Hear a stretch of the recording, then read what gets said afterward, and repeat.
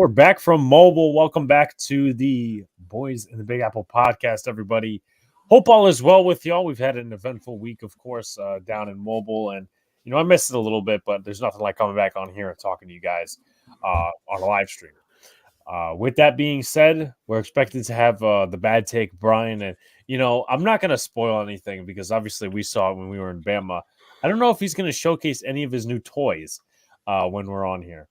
But they really have nothing to do with the Super Bowl teams. With that being said, though, I do want to pass it around. I'll start with John on his first thoughts, and I'll start with Luke on his first thoughts. It's also Angry John's 2024 debut. Yes, it is. Yes, it is. In terms of a live stream, it is. But hope all is well. If you're on Twitter, comment, subscribe, do all the good stuff. If you guys haven't already, please check out our Senior Bowl interviews. Those we worked hard on. There's obviously just a couple of things we could maneuver with, a couple of rookie mistakes that we made, but it's fine. And I'll say this, right? And I don't want to take too much time upon this, but I will say this. There's a lot of content creators out there who just, they're home content creators. And I guess I could bring Brian in on this one. So I was right. He did showcase one of his new toys. So anyway, with that being said, there's a lot of content creators out there that they're home, they kind of have it as a side job or whatever, and they get like 36,000 or maybe 100,000 subscribers. Well, you know what? Here's the thing I'll say, right? I'm gonna get on my little high horse here. I would rather have 1,800 subscribers and interview players and have on-field access than just 36,000 and not have on-field access. But that's my opinion. While I get the stuff up, shout outs to the chat. We got John was saying his little hellos. Jacob, Jester's Mess, Armand. We got Vinny in the building. Bad take, Brian is no more. I swear to God, I will turn you into soup. Stop it. Your audio is a little funny. Was it funny? See. It's choppy. It's a little choppy. It sounds like it's. I wish I could fix it. All right. Anyway, what's up to All Bill? I know is that Brian was about to curse out his cat. And there's an echo coming from the right. All right, so Brian's dealing with stuff. Anyway, John, how are you? When is the last time that I've been live? I've created so much content for y'all. I haven't been live in, it's been about almost a month and a half, right? I want to say so. Month and a half, but don't worry, I'm back. I've never died, all right? I helped with those damn interviews, all right? I helped make all those videos for y'all. So what an experience it was. And boys, let's not forget the main reason we're here. We got the Super Bowl Sunday. Yes, we do. So, game of the year, of course. We'll definitely talk a lot into that. Tomorrow, we got Nick's game. Me and Luca, we're back with the live streams, boys. So, this man on my bottom will get the call. But what an experience it was to interview all those players. A lot of cool guys there. Felt great to be sitting in the media press box. But nevertheless, I do miss this damn chat. So, again, check out those damn interviews because they're really good. But anyway, I'll pass it over to my guy Luca, bottom me. And as I mentioned, oh god, looks like there's a Loki there.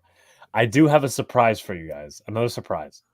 But I'll shut up and I want to wait till Brian is done with his first thoughts. But Luca, go ahead. And what's up, Evan? First thoughts to everybody. I mean, this is our first This is actually our first technical Boys in the Big Apple live stream since the culmination of 2024. So I'd like to say welcome back, everybody. I know we did our call-in stream before we headed out to mobile, but I hope everybody all is well, especially, in February and the cold and whatnot. I hope everybody's, staying safe and being well. Brian. And Loki. Yes. Loki would definitely have some thoughts probably to get down, but I'm going to hold him for a sec. Let's start off with it is great to be back. Let's start with that.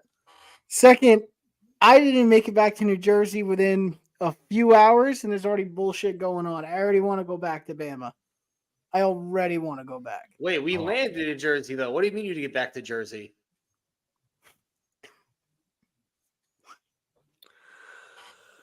Okay. It's just like when Brian asked, or no, he said, "This is somebody's house." But this one on the friggin' clips. Just jump, Loki. Listen, I'm not even back here a few hours, already some bullshit happened. I mean, like I'm ready to go back to Bama, guys. I'm ready. I miss Mobile. I don't miss the Ubers. I don't miss the Ubers. No, we don't. No. We don't. But I definitely miss the experience being around everybody and met a lot of great people down there. We're happy to be here though. I will say that much. And a lot to talk about, especially with this Super Bowl. Again, there's a lot of thoughts on it. And yes, Jacob, I know he went off on me about Rattler.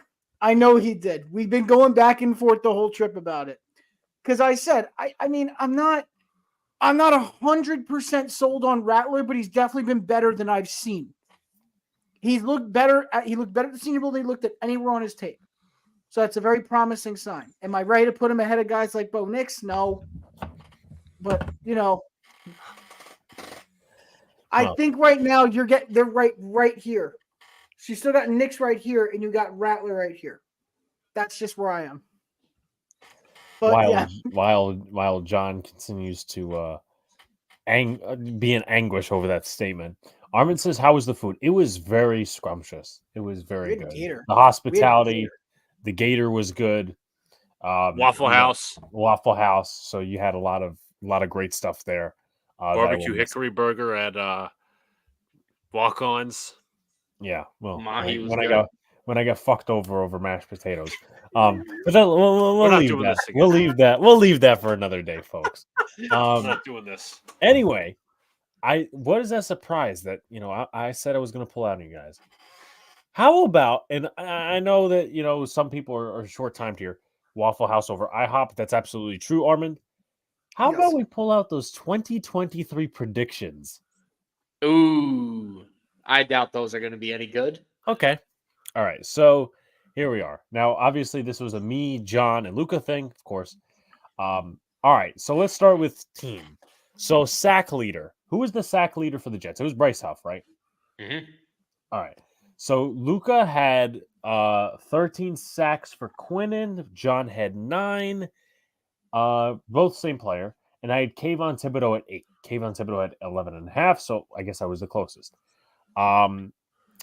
Luca had 38 touchdowns, 11 interceptions for Aaron Rodgers. Well, we know that didn't really happen. No. Also 30 touchdowns, 7 interceptions for John. Yeah. He didn't play. Happen. And we also know that Daniel Jones did not toss 25 touchdowns, but I think he almost threw 13 interceptions, so we're there. Garrett Wilson, receiving yards leader. Now, how many yards did he get? Because both of you guessed over 1,000. Let's see. I'll pull it up. Garrett Wilson had 1,042. Okay, so 1,042. It looks like John was the closest at 1,250, 1,305 for Luca, and me, Darren Waller. That did not happen. Breakout player. You guys put Jermaine Johnson. I would have rather just put Bryce Huff, but again, if we're talking You're about half winners, right. Half right. For me, Kayvon Thibodeau. So kind of. X factor on offense. Both of you said Mekhi Becton. Well, he was an X factor. Yeah, that one. What happened to my subscription? Yeah, I see the thing is not up there anymore. Maybe you have to refresh it or renew it. By the way, I'm going to be pushing this Patreon shit in just a minute. X factor on defense. I don't know maybe why I didn't put mine there.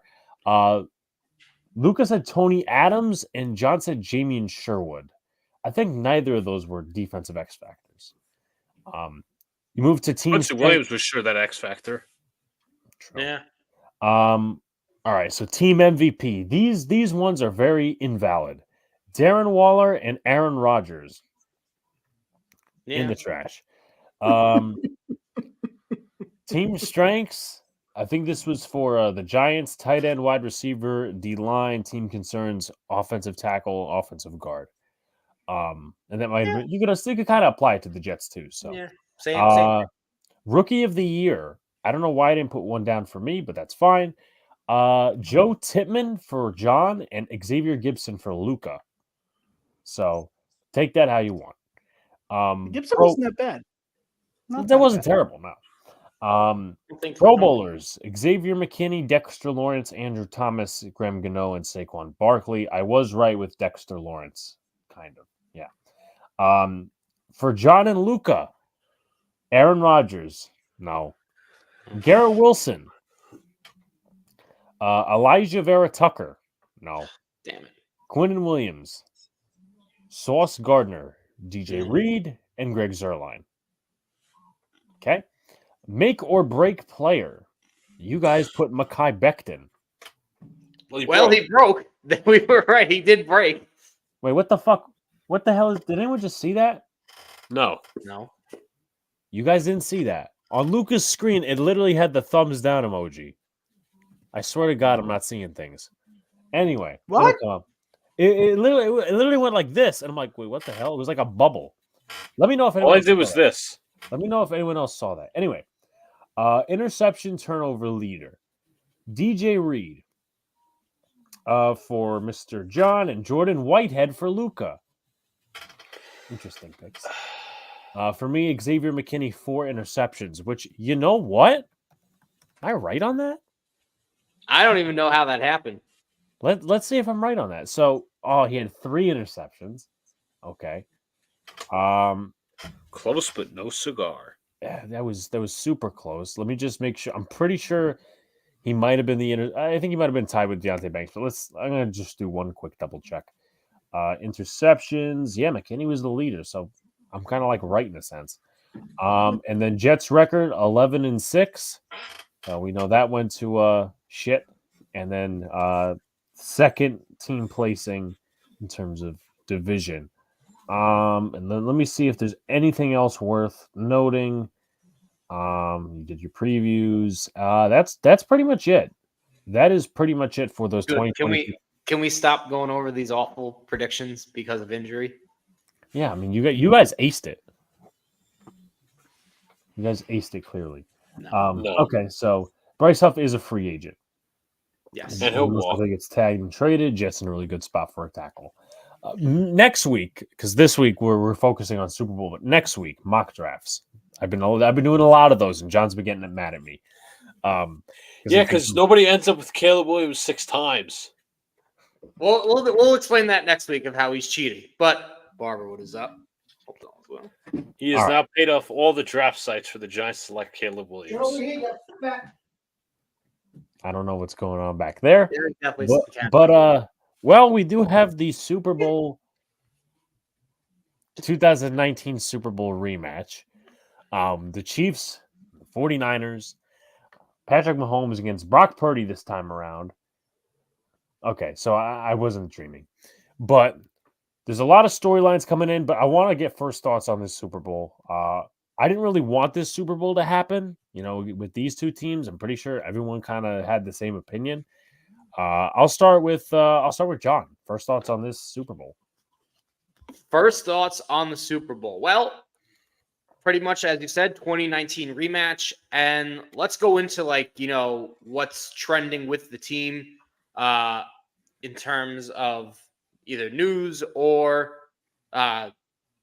injuries or whatnot, and see what's happening. So we'll look at San Francisco, right? Obviously, to get to the Super Bowl, they beat the Packers, they beat the Lions, right? And it's weird because, their defense is what is perceived as the better component of their team. But I'd say that's the more struggling part throughout this, in these playoffs at least. And I feel the offense has carried them, right? You look, you know what? I'll say for the start of the game at least, because they have been playing a lot better at the end of games as opposed to the start. And, there's been some questions about lack of effort. You heard some of the stuff from defensive coordinator Steve Wilks, John Lynch, both kind of calling out their team. I think that was also a shot at Chase Young because I don't know who watched the NFC Championship game. There was one particular play where Jahmyr Gibbs had the touchdown, and it looked like Chase Young was pretty much just showing a lackadaisical effort. Nevertheless, they still won. They're still here at the Super Bowl. But I think that's the biggest component right now of the Niners. And then, you match that up against the Chiefs offense, right? And it's funny because throughout the year, everyone doubted Patrick Mahomes in this offense because we saw the struggles, we saw the losses starting to pile up. but they did just enough to win the division. They did just enough to be good enough, and now they're in a playoff spot. And they're back here against the Super Bowl, right?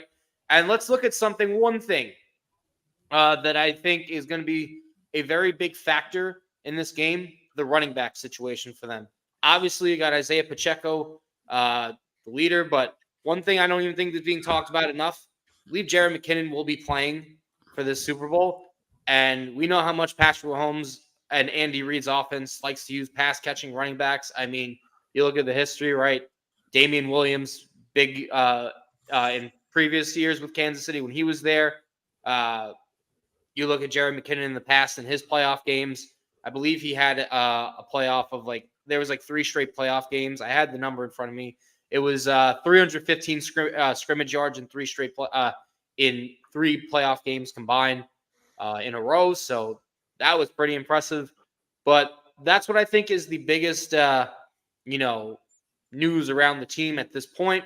And no, it is not Taylor Swift. So anyone looking for that can go out there with their thoughts. But I'll pass it along to Luca. Listen, I got to say it real quick. I got to say this for the record. I know everybody's going to get pissed at me. I know it's coming. Oh, no. The Chiefs are going to win because of the script and the script writers. We all know this. Here we friggin' go again. You didn't think I was going to say same stuff last year after that Bengals game. And I was right. And I was right. And I'm going to be right again because the script writers want Mahomes to be the next Brady, and they're going to give him that storyline. They're going to paste that storyline for him instead of Mr. Irrelevant winning that Super Bowl. So, unfortunately, I don't think the Niners will win. But John brought up some great points when it came to the Niners' lack of effort on D, a little less lackadaisical. Obviously, brought up the Chiefs' running back situation. I'm interested to see how the Niners are going to attack the Chiefs' wide receivers.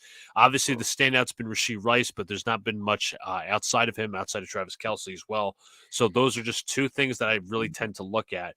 And how will the Niners attack the left guard interior weakness for the Chiefs because Joe Thuney will be out as well. That's another thing I'm looking forward to talking about. By the way, before we get to Brian, he's clearly rooted for the 49ers this game because apparently he's a Raiders fan now. So he's going to root against his rival Chiefs. But the Patreon is in the chat, and we're going to be pushing this pretty much every live stream. It's basically our new version of YouTube memberships, just a lot more. Next week, we're going to be fully on schedule. I'm going to upload all the interviews on there. We got sports articles on there as well. And a lot of, you get early access to videos and stuff. But, Brian, your first thoughts. Well, I think this is going to be an interesting Super Bowl. Let's say that much to start. I think it's going to be, this was something that was kind of predictable, but not, if you guys get what I mean. Because of the script? I mean, listen, I'm not saying there is a script, but I was seeing a lot of things. It's a lot of hypotheticals, and they're really weird, with numbers and stuff. It's like trying to say the Chiefs are going to win. And the last time we tried to believe hypotheticals and coincidences, we didn't get the expected outcome.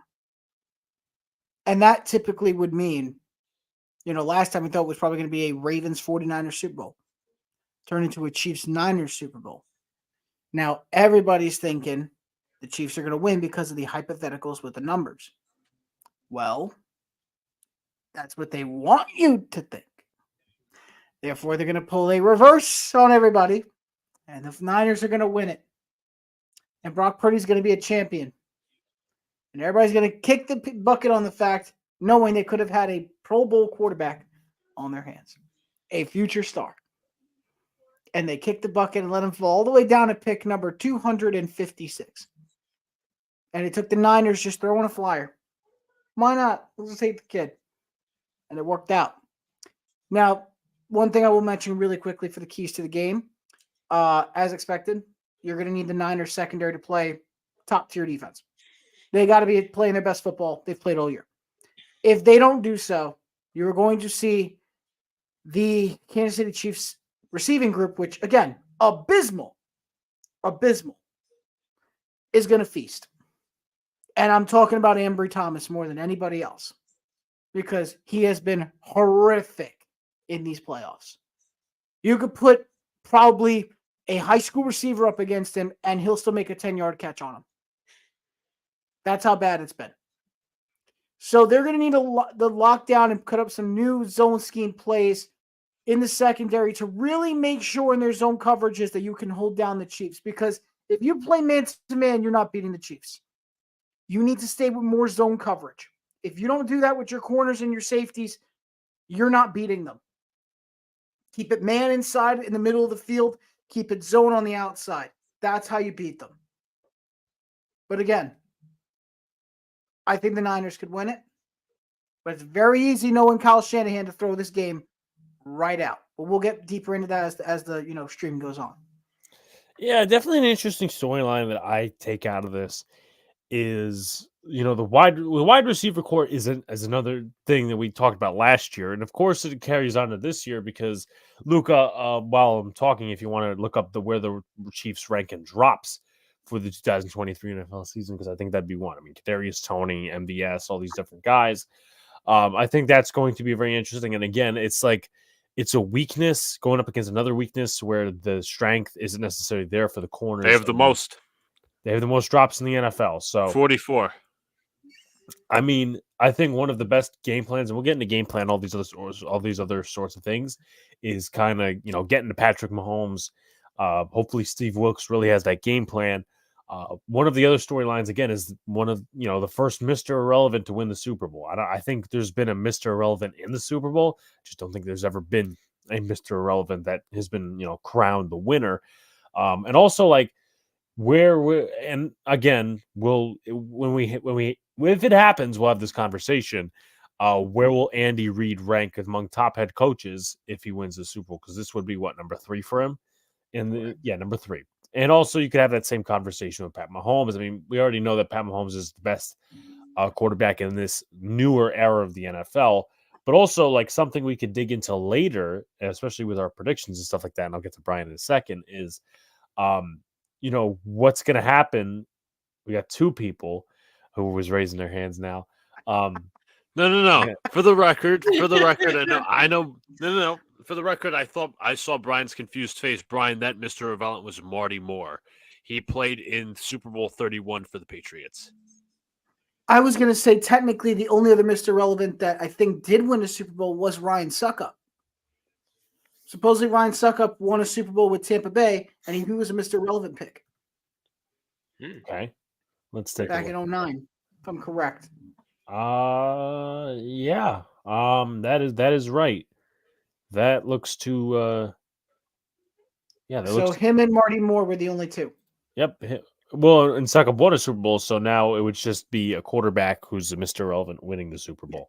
That would be it. So that would be the new kind of crowning thing. But as I said before, is one of the things is if Shanahan doesn't win this one, how pissed are 49er fans going to be? How pissed is everyone else going to be? And what is the window on this team? Because you already see the corners aren't as good as they used to be. Obviously, multiple defensive coordinators and stuff like that. But, I mean, that's something we'll talk about later. Any final thoughts on the storyline aspect?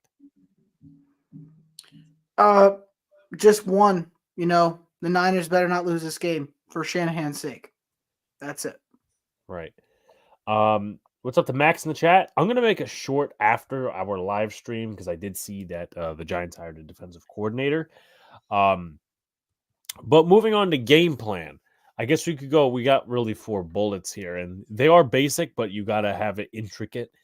How does one stop the 49ers offense and Christian McCaffrey? I guess we could start over with Brian. Oh, thank you. Well, one way to stop McCaffrey, let's really diagnose what McCaffrey does for the 49ers offense. Screen game too. Runner. Screen game. Yes, screen game's big. He's a receiving back. He's got speed. He's shifty. He's the whole package. He's now the carbon prototype of what every running back is going to be for the next 10 years. What every team's going to look for in running back for the next 10 years is going to be a Christian McCaffrey type. That's what it's become. And it took him leaving Carolina to prove that. Now, for McCaffrey, he benefits a lot in the short game. That's where his thing is. He's very good on short routes. So what that would mean is you would need to find out where do they use them the most. Do they use them more on rollout flats out of the backfield? Are they doing them as short angle routes in the middle of the field? What is it that they use them mostly for? If they roll them out in the flats, that would mean you're going to have to pull a linebacker out more, probably the Will or the Sam, depending on, where that's going to be if you're running a 4-3, which I'm not entirely sure what the Chiefs run. Is it 4-3 or 3-4? They run a 4-3. 4-3. It's a spag. Okay, so 4-3, so it stands. Mhm. Okay, so Will or Sam would have to pull out and do some coverage of the short or play like some kind of zone, like watching the outsides. Because the second you see a pass going your way, you got to read it, you got to jump, you got to get after it, and you got to wrap quick. Because McCaffrey's very quick to accelerate and get to top speed, which is how he gets away with so many big chunk yardage plays. So that's one. Lock down the outside. Two, in the run game, he typically pops out into the B or C gap. I don't usually see him a lot on tape really go into the A.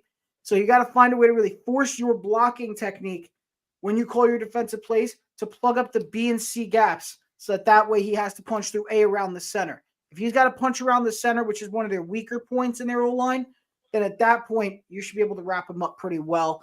Probably stuff him no more than 3 yards because that's what you're going to get. You're not going to get much negative yardage with Christian McCaffrey. So you need to make sure you limit it to small yardage plays so that they have to air it out. You got to force Purdy to throw this thing.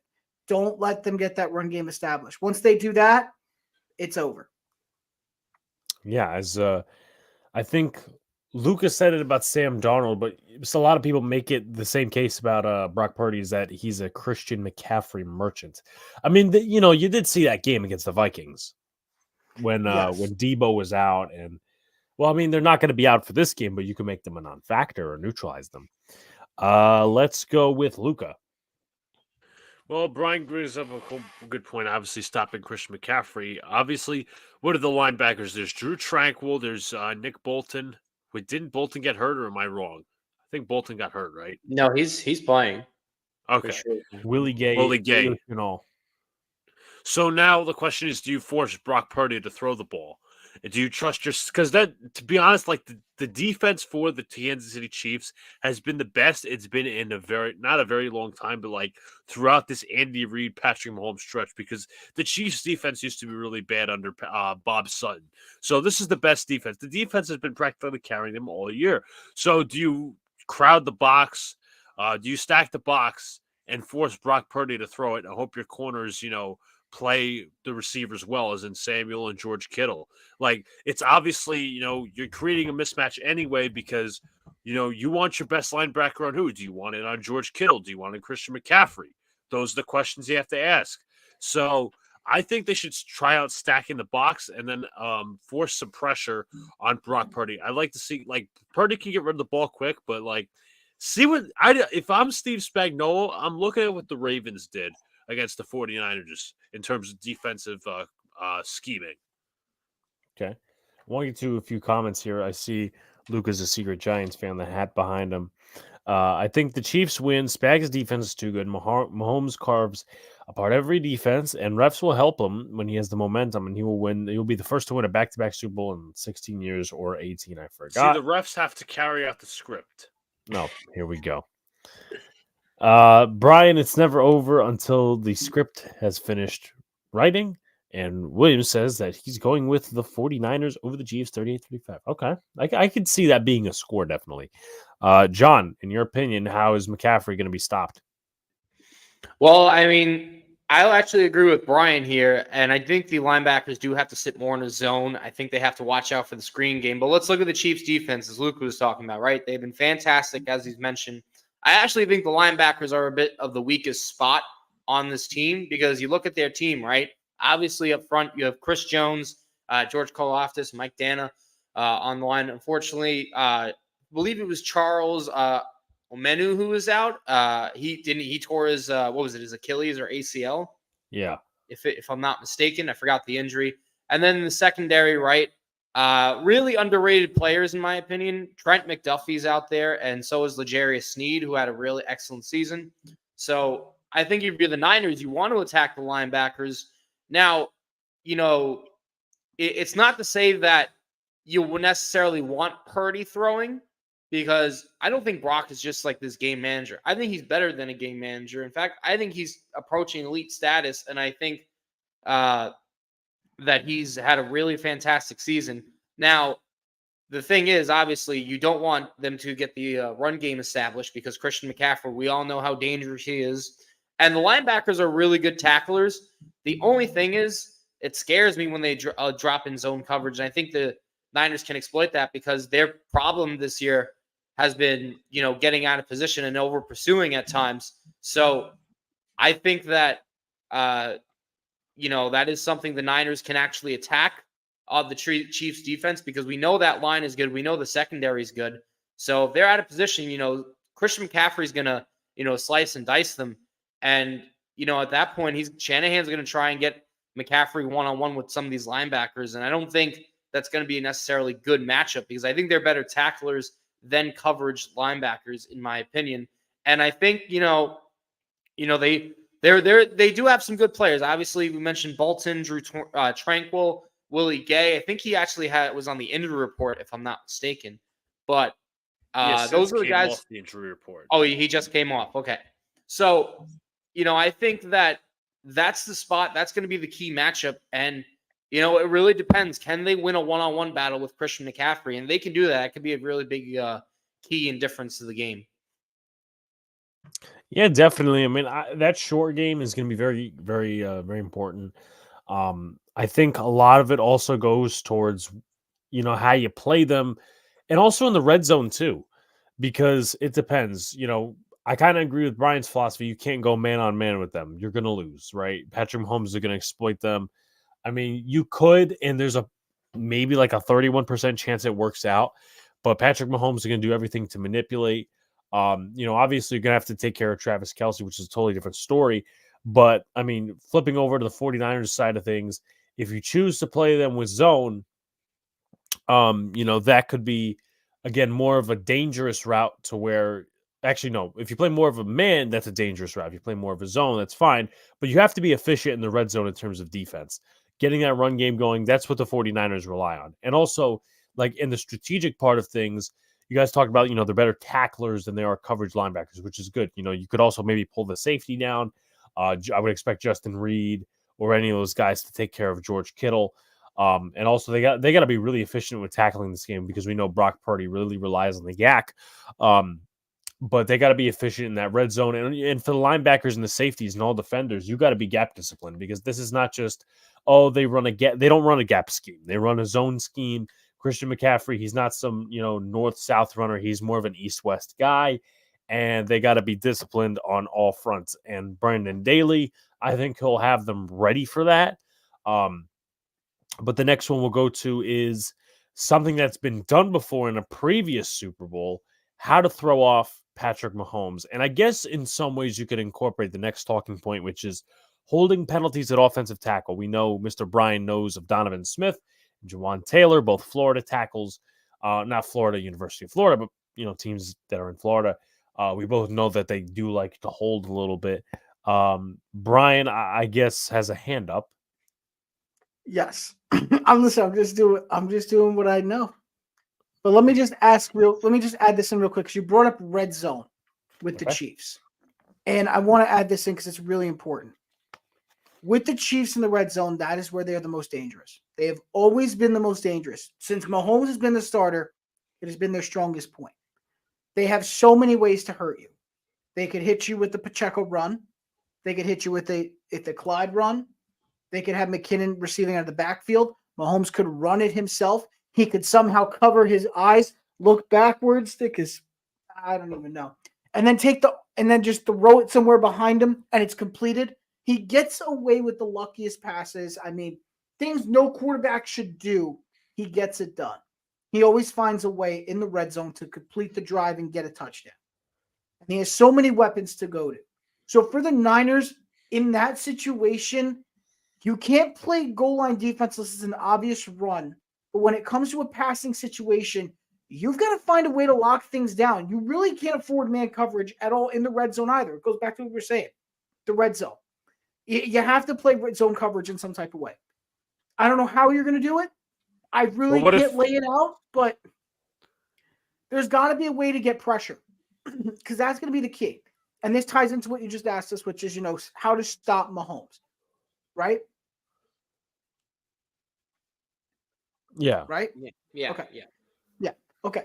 To stop Mahomes, it's pressure, which sounds contradictory because often that's not the case. He typically seems like somebody that survives under pressure. But with him, it would be really smart if you, I don't know, maybe mix up with some blitz packages. It doesn't mean go, like 6-man rush, because 6-man rush, you're leaving too many vulnerabilities. You'll hit Kelsey down the seam, you got a 20-yard catch. Boom, you're already in trouble. If you do a 5-man and you rush an extra guy, but you don't know who the guy is, are they bringing a strong safety down and go at one high? Are they going to go ahead and bring the middle linebacker? Are they going to bring the corner from the outside and make the free safety come across? There's different ways to mix it up. If the Niners were to mix it up with their blitzes so that Mahomes doesn't know where the blitzes are coming from, that is exactly what you can do to throw him off. Because as you guys have seen this year, the guy's not invincible. He's lost games in situations where his passes were bad and they should have been miles ahead better. Better decision-making. He was thrown off his feet when he was constantly under pressure. The Raiders exposed that when they beat them at Christmas. When that happened, it opened up a blueprint. For some reason, no one's been able to implement that and get the pressure. If there's one team that can get the pressure, it's the Niners. And what it's going to be dependent on is this. And it's going to be a tall order. You need Chase Young to play like the second overall pick again. You got to make him play like the top dog. Sir John. Brian, I agree with your last sentiment about Chase Young. However, I disagree with trying to send extra pressure and blitz Patrick Mahomes. I think Patrick Mahomes is one of the best against the blitz. I think he recognizes it very well. I think he can adjust to doing a quick game and finding his running backs out in the flat or going in the screen game. Here's where I'll say you're correct, though, because if you look at the Chiefs, Luka brought up one key thing offensively was the receivers, and Alex alluded to it, having the most drops in the league. I don't even think that's their biggest problem on offense. I think it's the tackle spot because remember, when the Chiefs faced the Bucs back when Brady was there, what was that big underlying thing that everyone saw? The O-line collapsed. There's too many injuries, and it wasn't necessarily the Bucs were sending 7-6 guys, right? That O-line just folded. Now, in terms of because I guess we kind of shifted gears into the other side of the ball with the Chiefs, right? Obviously, they made Jawan Taylor a very high-paid left tackle. Didn't seem to be the right move, but you know what? Looking at the playoffs, they played solid enough. They've been playing much better than they have in the regular season. Obviously, Taylor, though, most amount of penalties in the league accepted. So, and that's all offensive linemen. So, yes, more than Wawa Becton. But nevertheless, it's going to be a big concern because, Taylor, he had a lot of the false start penalties. The refs have been watching him very closely.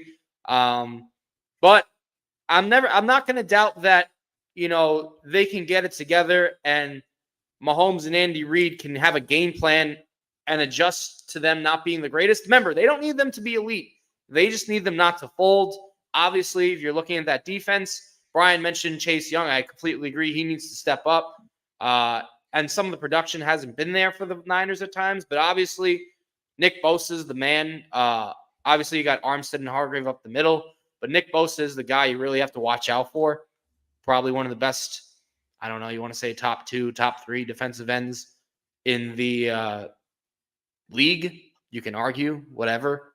But that's the guy you really got to watch out for. But I think blitzing Patrick Mahomes would be the mistake because I think he's able to adjust to it really quickly. And I think he's one of the best quarterbacks against the blitz. I think it's a trial and error. Before I go to Luka, I think it's a trial and error thing with blitzing because I do agree with John's sentiment, right? Patrick Mahomes does know how to maneuver against the blitz. I think you're going to have to send a lot of 4-man pressure, sometimes 5. you definitely need a spy. You need an athletic spy. So whether it's Fred Warner, whether you're sending out Dre Greenlaw, whether you're sending out a safety, whatever you do, you have to spy on him. So that's number one. I think where the blitz could be in favor of the 49ers is if Patrick Mahomes is out of the pocket and he maneuvers fine and all well, I think you're going to see possibly some concentration drops from these receivers. Because if Mahomes just throws off his back foot, a no-look pass, and then Kadarius Toney, let's throw a name out there, or MVS, or this guy or that guy, he's not looking, or he looks, and it's just a drop, we know that sets the tone and can go a long way for a lot of different things. So I think you have to send pressure adequately. I'm pretty sure Chase Young is on the final year of his contract. Yeah, because Washington didn't exercise. Mm-hmm. So this is going to be a big game for Chase Young because he's going up. He should honestly, and I know we'll get into this a little later, he should honestly win against some of these lower tier tackles because again, there's all the injuries that happened to him in his career. Second overall pick. Again, in this scenario, I do expect him to win his fair share of battles, whether it's against Juwan Taylor or whether it's against Donovan Smith. Either way, I think you should win some of these. Luka, I don't think I got to yet. Well, I was going to say, regarding the Chase Young subject, if he wants to earn a big let's be fair. He's not had a good year this year, Chase Young. He is not. He can somewhat turn that around and up his free agency stock if he has a big game in the Super Bowl. Like if he gets pressures and sacks and all that, whatever. But, it's interesting because Brian's throwing out we're throwing out the idea, should they blitz him? Should they not? The question is how far do you want to blitz him, right? I don't think zone in the red zone is going to work. I think Mahomes can pick that apart personally. Mm-hmm. I think everything is trial and error. I think Steve Wilkes is going to have to do that with adjustments and all that different stuff. But I think the Niners personally, not that the Chiefs can do this and that, and the two things that the this and that are going to are the two things I'm looking for is the Chiefs can create big plays, but the Chiefs can also create chunk plays where they're eating up a lot of the field and moving into 49ers opposing territory. So those are two things you want to look at. Do you want to limit the big play, or do you want to hold them to chunk plays and you want to play prevent defense? So do you start out with zone? And then eventually when they're on like the 30-20 yard line, on your 30-20 yard line, you start to man up and play defense. I mean, those are two interesting scenarios, but this is going to be a trial and error run because I think, John has a good point about the pressure standpoint, but I do think Mahomes looked a little rattled 2 weeks ago, but maybe he's watched the film and says, you know what? I got to be better against pressure. Niners are going to throw the kitchen sink at me. We'll see what happens, but it also depends on the receivers. Alex brought up focus drops. I think that's a possibility because Mahomes can dazzle all he wants. He needs receivers' help. Yeah, no. I want to add one thing, and usually I would tend to agree with Brian to make the quarterback rattle, but since it's Patrick Mahomes specifically, I think you have to kind of, take it with a grain of salt because remember, he's not just any other quarterback. This is the best guy. This is the best player in football at the most important position. And it's not we've had these debates somewhat in there's not a close second. He's one, and everyone else is looking at him from a rear end. But nevertheless, go ahead, Brian. Go ahead. But let me add this here. Mm-hmm. So let me modify the game plan. Let's say we don't do blitz. What if you modify it to a contained concept? You're gonna have to. So instead, you're basically running it so Mahomes can't escape the pocket. Yes. You have to force him to stand and throw. He can't roll out. He has to stand in the pocket. If you do that and then close it in and tighten it, he's got to make some kind of motion. He can't have the arm slot to come outside to make some kind of weird throw with his wrist. Maybe he will actually have to forcibly throw it the right way a quarterback needs to throw it in the proper angle, the proper, arm slot. And to do that, that means he's got to put it in a place where it's going to have less velocity, not as good placement, and then that's where things can be capitalized. How's that for an idea? And in order to do that, you'd have to bring one extra guy.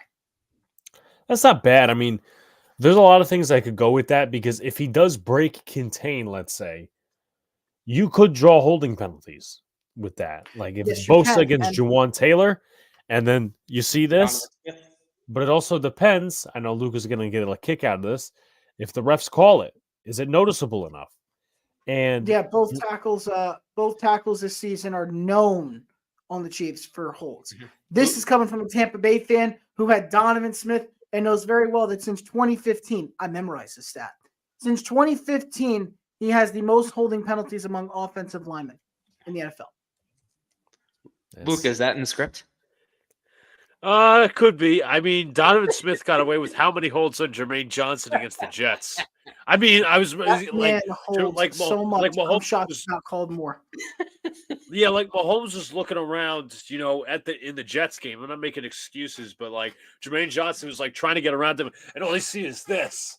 Literally, like what did they I could see? see this. What are you, a ghost? Yeah, literally. Yeah, one more like, time. Donovan What Smith did was what did they see? Literally, when Jermaine Johnson is trying to get around Donovan Smith has to do this. So blatantly obvious, but they don't call it. That's the problem. Oh my god.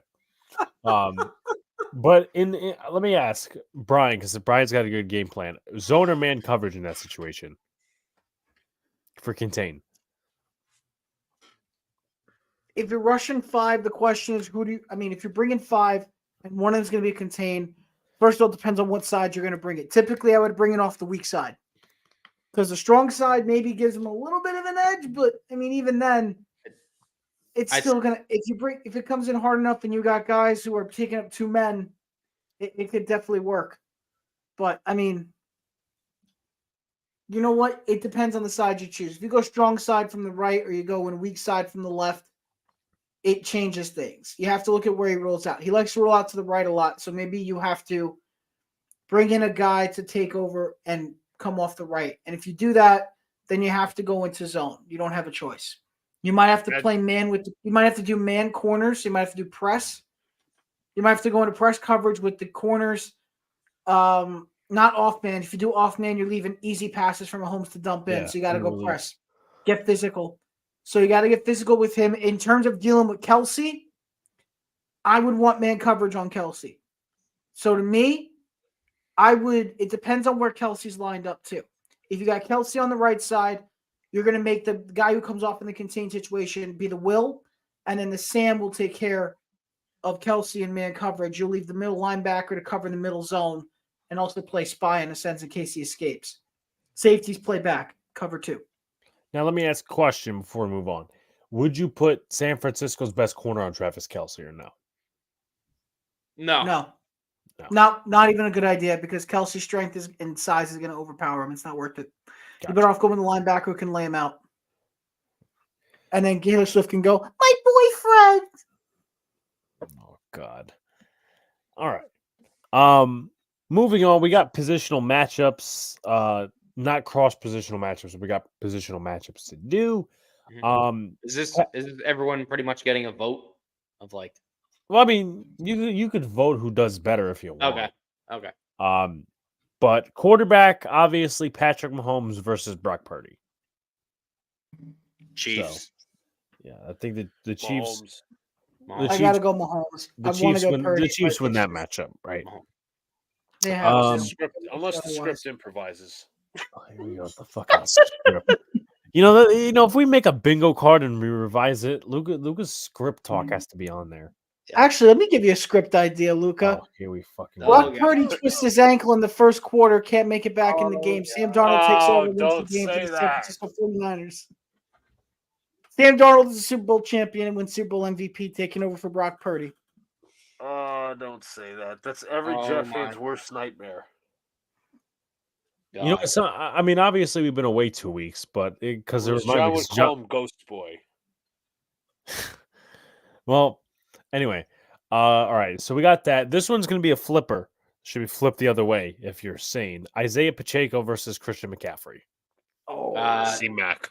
C-Mac. I mean, I like the balance the Chiefs have, but CMC is the best back in the league. It's not even close. I agree. Yeah, I'm gonna go see Mac too. I think this was pretty obvious. The wide receiver core for Kansas City versus the wide receiver core for San Fran. San Francisco. Let's You go. don't have to Come do on, it twice. San Fran. San Fran. Yeah. Armin says Elmo should bring the bingo card for this show. Brian won't get the reference, but we'll explain it in a little bit.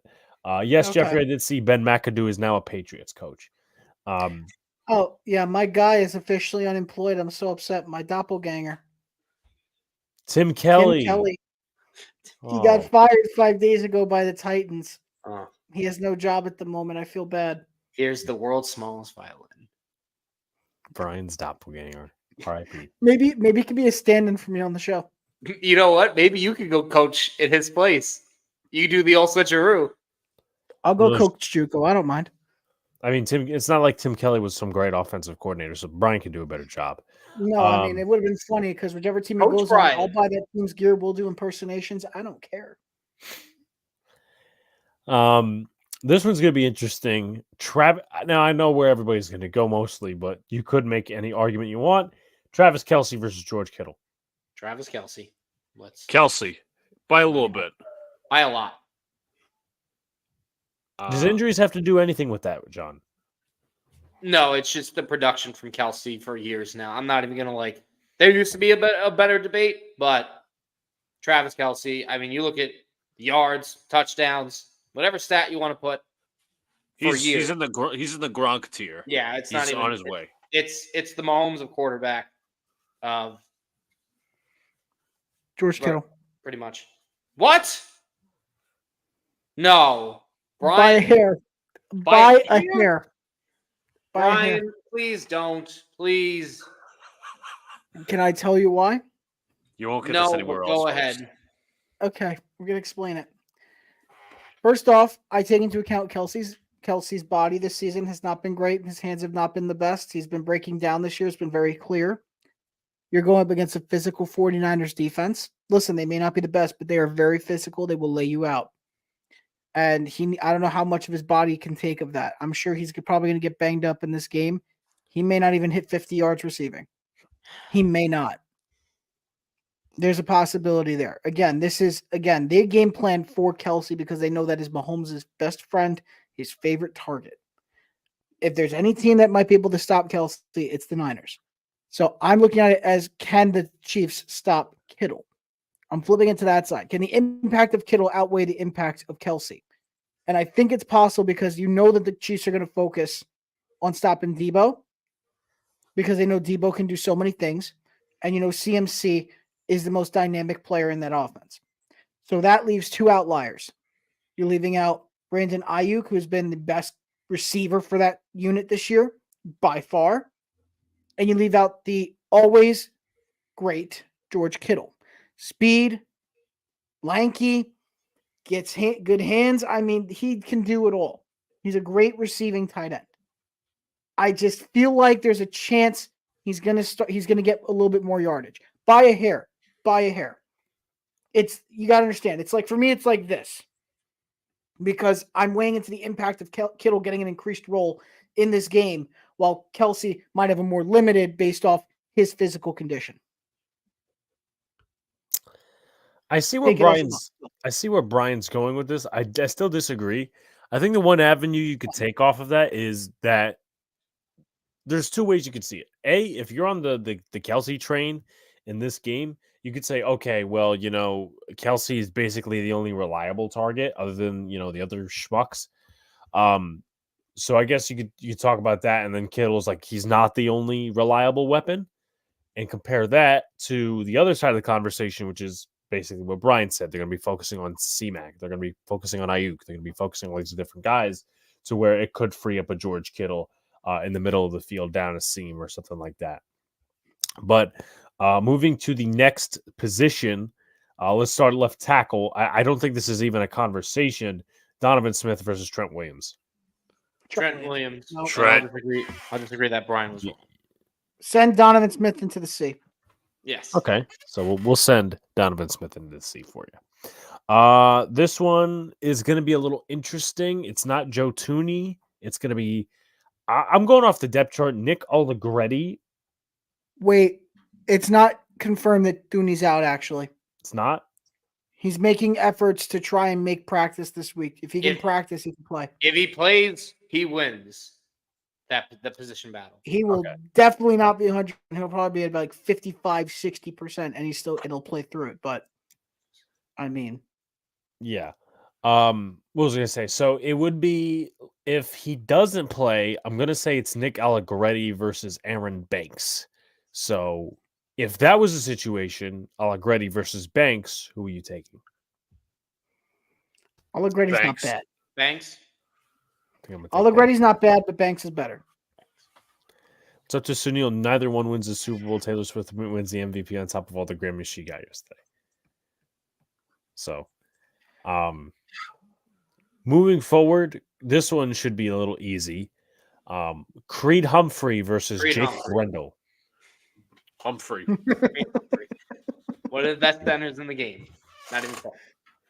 No, I've watched him since his days at Oklahoma. Dude is beautiful. Yeah, it's Creed Humphrey.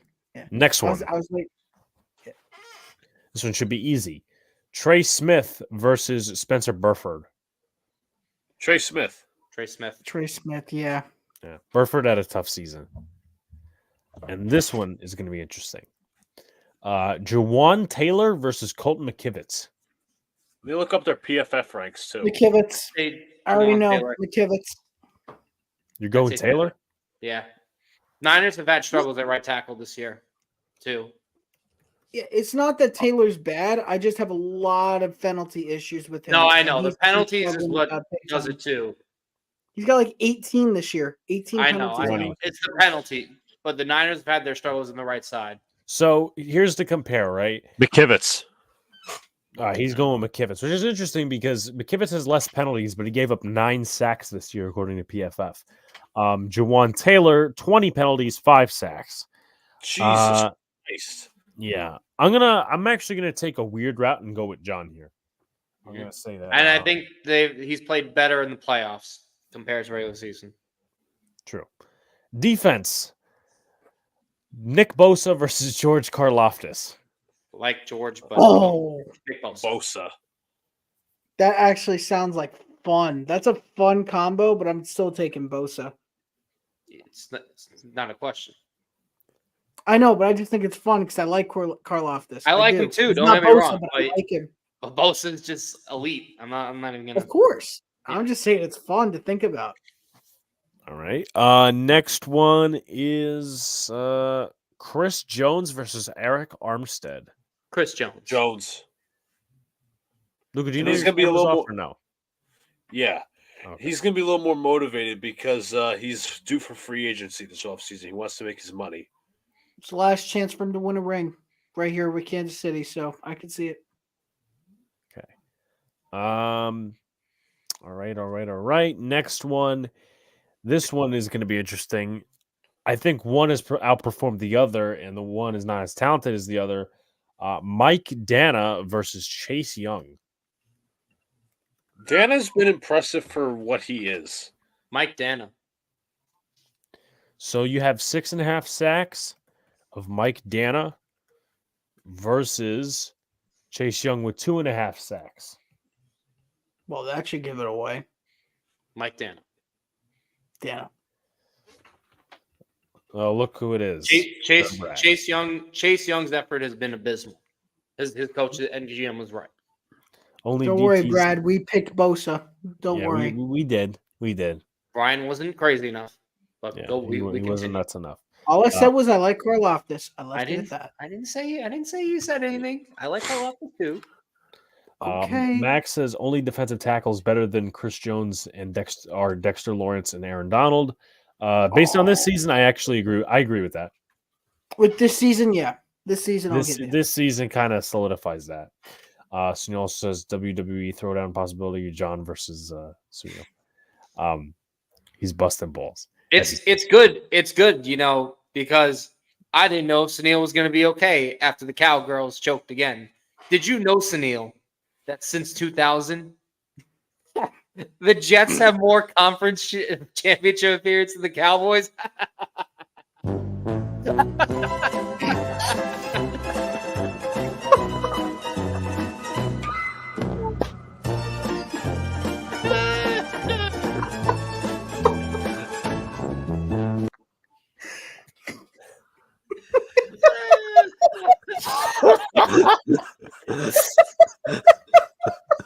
I just felt that was opportune timing. Larry David for president, everybody. Oh man, we already have 2 capable moments tonight. Holy shit! All right. This one's a little bit more competitive, but there should be still an easy answer. Fred Warner versus Nick Bolton. Warner. Freddie Warner. Yeah, Warner. Warner. All right, Luca. Warner. Willie Gay versus Dre Greenlaw. Greenlaw. Greenlaw Greenlaw. is such an underrated linebacker. Same. It is. I'm taking Greenlaw too, but I don't sleep on Gay. No, I'm not. Next one. We're going into the secondary now, and we'll also go into safeties. L'Jarius Sneed versus the former Kansas City Chief, Charvarius Ward. I'm going to take Sneed here. Sneed's been a Pro Bowler. I'm Sneed, going with it's a close easy. one, but I like L'Jarius Sneed. I take Sneed easy. Moving on to the next one, I was just looking at the comments for a second.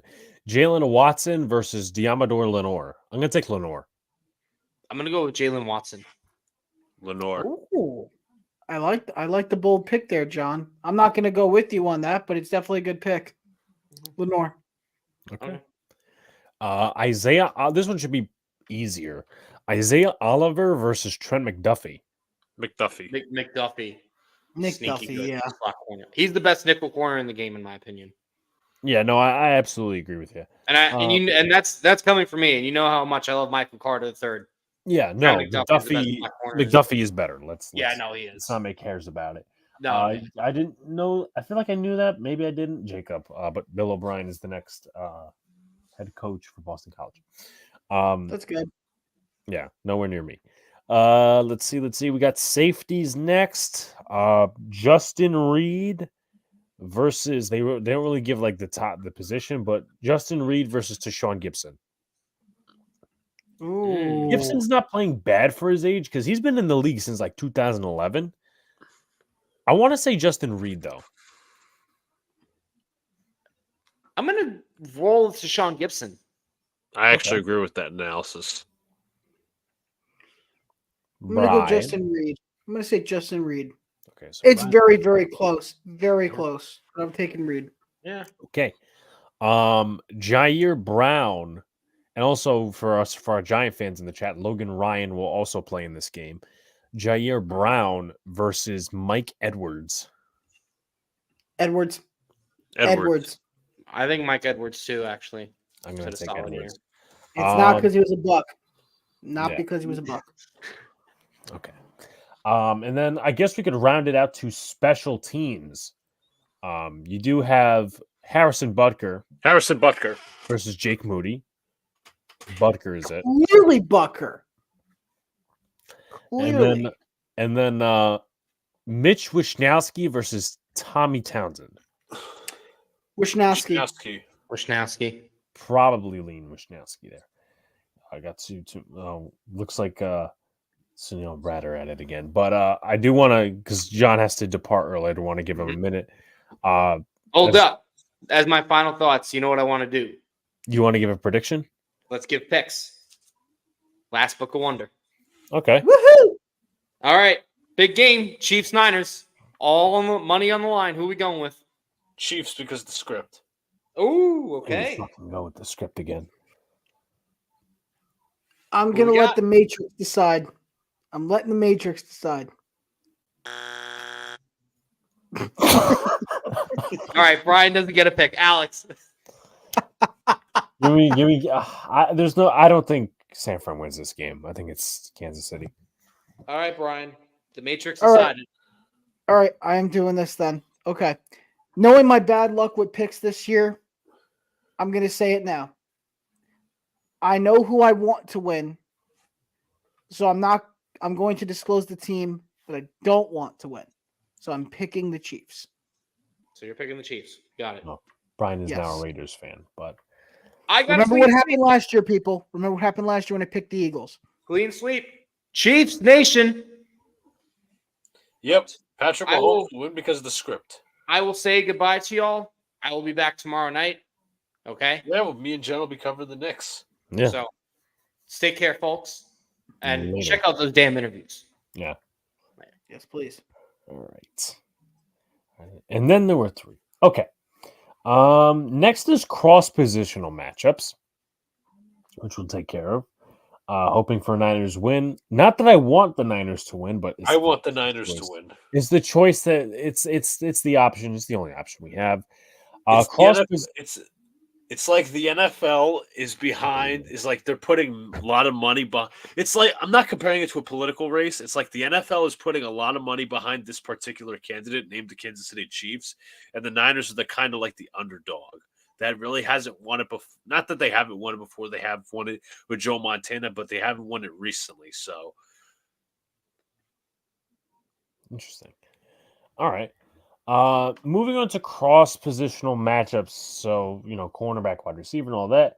I hate them both mainly because their fan bases. Well, I think the Chiefs have gotten out of hand. So, they are now the villain of the NFL. Chiefs have ties to Dallas. Clark Hunt was the owner of the MLS soccer team. Oh, and don't forget, they were the Dallas Texans before the Cowboys came into existence. I didn't even know that. Thank you for the knowledge, Sunil. Thank you, Sunil, for giving us the history lesson that Bob Costas doesn't owe us. Interesting. Let's start from the bottom of the doc I got here. Let's go Jake Brendel and Aaron Banks versus Chris Jones. Who's winning that? Brendel's not bad, though. I mean, Brendel's solid, but Chris Jones? Yeah, I think Jones wins that. Sorry. Could also be, if they want to, they could also flex in John Feliciano, who hasn't been bad, but that's just former Giant, right? Yeah, he got better once he left. That's like the Jets for you. Hopefully, I prefer the Niners to win, even though Niner fans would be at least it would be a different team and not the Chiefs, and hopefully makes the Swifties shut up. Yeah, please. Oh God, please. That's what I hope for. All right, this one's more competitive than you actually think. Chase Young versus Jawan Taylor, and it could be Bosa. Bosa matches up on both sides, so let's start with Jawan Taylor versus Chase Young. I think Taylor kind of holds his own. I'm not too crazy about Chase Young. My problem with Jawan Taylor is just the penalties. And the more penalties he commits, the worse it's going to get. And so for me, I'm probably going to be the only one here saying this, but I'm going to say Chase Young. I think Young can outmaneuver. I'm going to say Jawan Taylor. Taylor. Hey, Alexa, where are the multiple screw-ups of yours from the year-end video? Well, he probably means like some things I've done with video formatting, but usually those don't end up on the year-end video, but bloopers do. Chase Young usually beats easy matchups. Well, it depends what you say. Not easy though. It's not. I'll give credit. It's not, really especially when you're being held and the refs aren't going to call it. Just got to force mistakes. That's all you got to do. Force Taylor to make mistakes and commit penalties. Make him have to hold you. All right. Nick Bosa versus Donovan Smith. And Jawan Taylor. Nick Bosa. Are you kidding me? I mean, that'd be an obvious answer for anybody. Obvious answer. This one is a little more interesting. Kadarius Toney versus Diamador Lenore or Ambry Thomas. He could also be in the slot too, depending on where they place him. So that would go up against Isaiah Oliver. As long as it's not Ambry Thomas, 49ers DBs win. Lucas says the same thing. All right. Let me just update the likes because we're doing pretty good with likes. I also was going to say, let me read out the poll numbers because I did put up a poll at the beginning of the show. We got Chiefs at 44%, and we also got 49ers at 56%, which is a little interesting. I'm going to be honest with you. A little odd. It lines up with the Vegas odds anyway. Vegas odds are 2.5 for San Fran. Yeah, but that's what Patrick Mahomes likes. I think it was putting the BetMGM. That's what Patrick Mahomes likes, though. He likes being some underdog. I really don't want another Chiefs Super Bowl win, but anyway. Rashee Rice versus Charvarius Ward. Oh, that's a bold one. They're both going to go at it all game. There really isn't going to be a clear winner to me. Is it any possible I could pick a tie or a no contest? Something you could. Okay, I'm gonna say a tie or no contest because I just don't think there's either one's gonna win. You're gonna have half the time it's gonna be Rashee Rice winning, the other half it's gonna be Ward. It's gonna be a battle for both of them. Okay, Luca. I'm gonna say Rashee Rice. Actually, I'm gonna be bold. Let me go Charvarius Ward. Why not? Charvarius Ward. Okay. Okay. Anyway, because I was just reading a report on Snead that he's not present at the Super Bowl for personal reasons, but I guess He'll will play, be. Yeah, he'll play.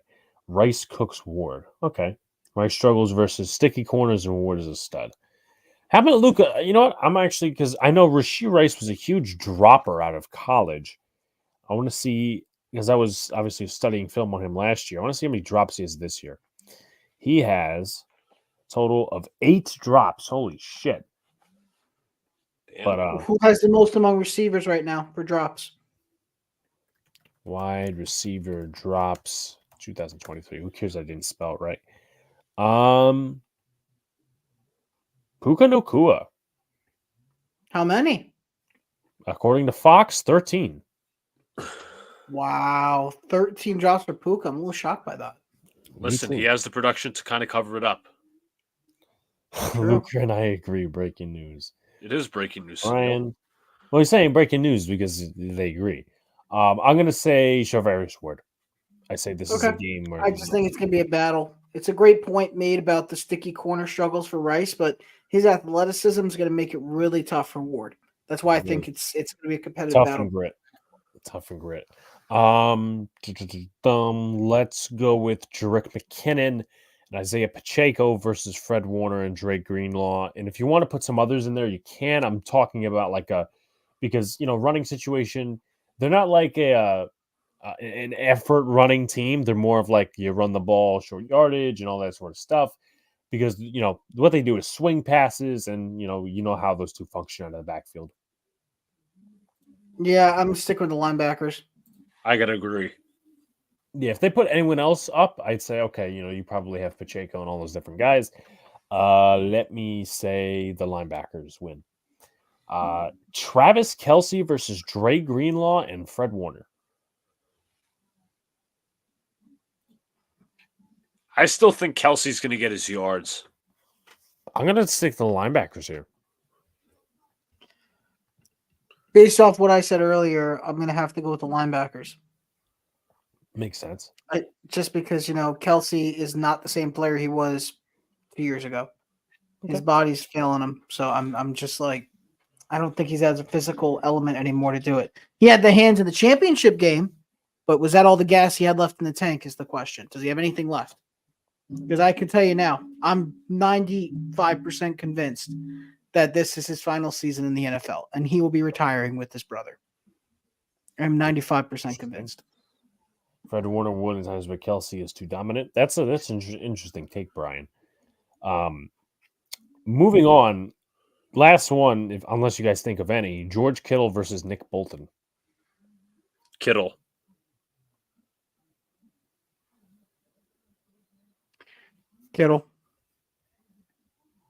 I'll take Kittle. Why not? If Kelsey's let's see. If Kelsey's failing, I want to fail like Kelsey. Well, he's not failing off the field. He's not failing off the field. What I'm saying is his body. In case you guys don't know, a lot of people don't know this, and I've got to fill this in as a little mentor lesson here. Some of your favorite players who you always talk about being healthy. If you guys knew how many surgeries they get in the offseason just so they could play the next season, you'd be blown away. Kelsey, from what I read the other day, has had 10 surgeries in his career. Travis Kelce's had 10 surgeries, yet has been on the field so much and has been so healthy for the majority of his career. It's because he constantly gets surgeries in the offseason and puts it off. His body has been taking a beating, and it's finally showing. His hands aren't the most reliable. And, you want to go out being at the top of your game, or at least close to it. So for Kelsey, if he wins another one this year, it's the perfect fairy tale. You guys know how it's going to go. Chiefs win. Taylor Swift comes on the field. He wins Super Bowl MVP for getting 100-plus receiving yards and 2 touchdowns. And then he proposes to her on the spot. And afterwards, they say, we got our Pfizer shot. No joke there. I see the avenue you were going. I just didn't know that. I don't think it fit everything else. Yeah, okay, but still, I'm gonna stick with. We get the ignore that. Ignore that and focus on the engagement part. Yeah, they get engaged to get married. Right. I feel like that if there was a script, that would be the script. So Taylor Swift gets her happy ending. Travis Kelce retires. Everything's right in the world. Right. Bill says, interesting. If they win it, does Kelce retire this year? I think that's what Brian was alluding to. I wouldn't be surprised. He could. I think that'd be really. Again, I think it's best for him. I don't know how much longer he's got. I do think that Travis Kelce's at a better point in his career than what's his face. Strahan was at that point in his career. So to get 6 sacks that season. So a reminder, he's only 30. He's turning 35 next season. He'll be 35 next season. So that's a reminder. He is not as young as he seems. Yeah, I can see he wants to finish on top, but he's still a very reliable receiver. Yeah, that. Oh yeah, and it would be a blessing in terms of like the Chiefs cap room, because I know they extended him and all that other stuff. So, and then also I think they're also going to restructure Pat Mahomes' contract. Yep, that's what's been the talk. Mention the prenup on that marriage, but Strahan threw it on the playoffs. Yeah, he did. He did. He went all out to make sure he got that ring. Absolutely. What was I going to say here? All right. So John left early. So, I mean, there's no best bets unless Luca has something in store. Well, I'm going to give you the best bets that John told me. So I'm going to be the middleman. I guess the bridge guy. The messenger. Anyways, so the roles have switched. Okay. Do your thing. Okay. But the 2 bets that John has told me to do for the Super Bowl, first off, over 7. I don't know if this number has changed. Over the numbers at 7.5. Over 7.5 points after the first quarter. That's easy. That is easily cashed, in my opinion. You're saying over? Over 7.5 points in total between the 2 teams. I mean, I see a touchdown, a field goal at least at minimum. So yeah, I agree. That's why you hit the over 7.5. But also he told me to cash over Brandon Ayuk receiving yards. Let's go to Prize Picks for that one. Let's see. I don't have a Prize Picks account, so you're gonna have to forgive me. Today's board. Let's see if we can find for Sunday. Come on, damn it. Okay, so Ayuk's receiving yards are at this moment 63.5. Do you hit the over? Do you hit the under? I really don't know because it's like I said, Ayuk has been the most reliable receiver this year for the Niners offense. You could say what you want, but it's been him. He's because Debo hasn't been healthy. Kittle's been on and off the field. I mean, I'm gonna say it's over. It will be very close, but it'll be over. I'm thinking. What was it you said? 63.5. Mm-hmm. He's probably gonna have 65 yards, so it'll be really close. Now I'll throw this in here too. George Kittle. They actually have 2 here. 2 bets. They have him 47.5 receiving yards, or they've put a demon right next to him, a little demon icon. The demons are a little wild. They're harder to win, but the entry qualifies for higher payouts up to 100 times. This demon receiving yards kind of thing is 69.5. So is that over or under? Which one are you taking? 47 Under. and a half? Okay. 60 under 60 under 69 and a half receiving yards. Are you guys doing? Yeah, I think we'll do them next. You said next week, right, Alex? Either next week or we get to finish off the show with one. You know what's interesting? Okay. We didn't even do an immaculate grid, NFL wise. Well, we'll be back on schedule next week. So Sounds those fair. are the best bets. Yeah, that's the best bets John gave me, and I'm going to follow up on them. Okay. All right. Let's go into some prediction time. All right. QB passing yards. How much for each and who has more? I will start then. Mahomes, we're giving an estimate number, right? We're not really, or just give a number, no like 250 plus kind of thing. Well, like 257. Like it depends how you want to do it. So a specific number. Okay. Yeah. For Mahomes, 289. Okay. For Mahomes, go ahead. I'm sorry. There's also Purdy. And for Purdy, I'm going to say 221. Okay. I'll go Purdy 235. Mahomes will have the higher yards. I'm going to go 296. Brock Purdy, I think, will have 244. And I will say Patrick Mahomes will have 279. So Oh, wow. Really close. Really close. All right. Here's a fun one. And then I'll get into something else. Maybe I'll save this for the end. I don't know. 1.45 billion wings were consumed for last year's Super Bowl. How many do you think will be consumed this year? Did we do this last year? Yes. I'm going to go let's go 1.34 billion. Oh, you got real specific there. I'm gonna say, you said last year was the most they ever recorded. I think so, because right now, last year was 1.45 billion. Okay. So I'm gonna say it'll be like 142. 1.25 billion. Okay. And Chad is free to get in on this one too. All right, next one.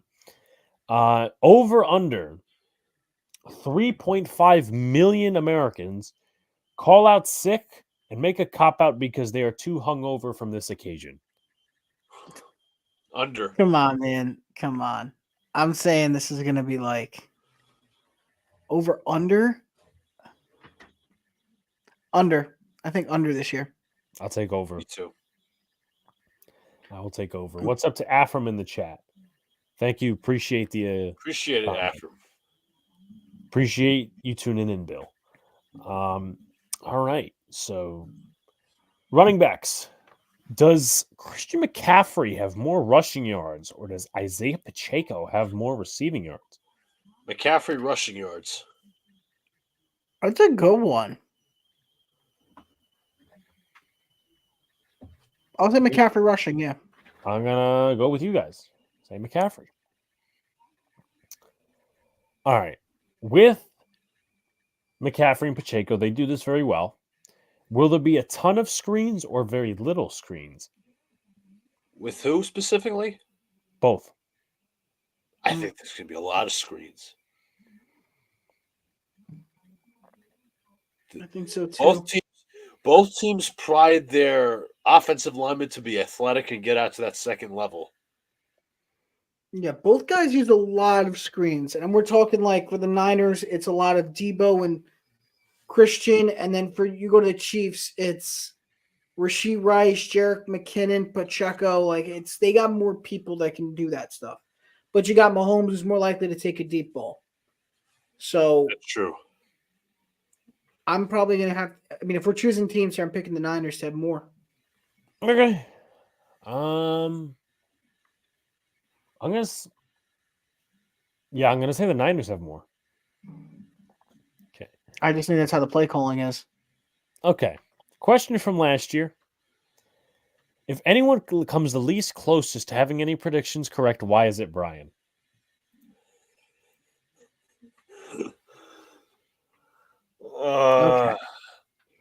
Okay.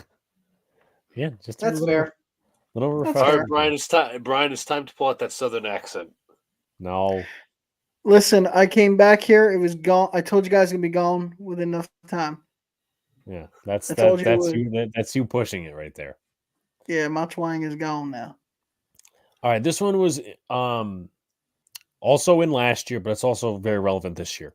Does Patrick Mahomes' lack of weapons drag him down, or give him an opportunity to seize the moment and uplift the inexperienced talent around him? Because the Wait, script what? says so. Does the lack of weapons around Patrick Mahomes, Yeah. do they drag him down, or does he Or does uplift the talent? he carry He them? uplifts the talent. He does what Brady does. Uplift the talent. Okay. He carries them because of the script.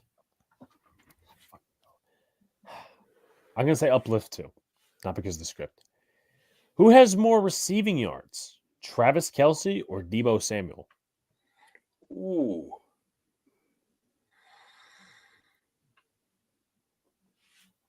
Kelsey. I'm going to go Actually, Debo. no. Debo. Switch it. Debo. Luca? It was tough. I'm gonna go Kelsey. Okay. Which side has more sacks? Name the player that leads sacks, sack quantity. Well, the Niners are gonna have more sacks. I think Bosa has 1.5. I think the Chiefs are going to have more. And this is going to be a bold one. I think Karlaftis gets a sack and a half. You were Okay. thinking along the same line as me. I'm going to take Karlaftis 2, and I'm going to say 2 sacks. And I think the Chiefs will have more. I'm going to say they have, let's go 4 sacks on Brock Purdy. All right. Not bad. Who gets the first turnover? The Chiefs or the Niners? Niners. Chiefs. Chiefs. It'll be a fumble of some kind. It'll be a fumble of some kind. Okay. How many turnovers are committed in total?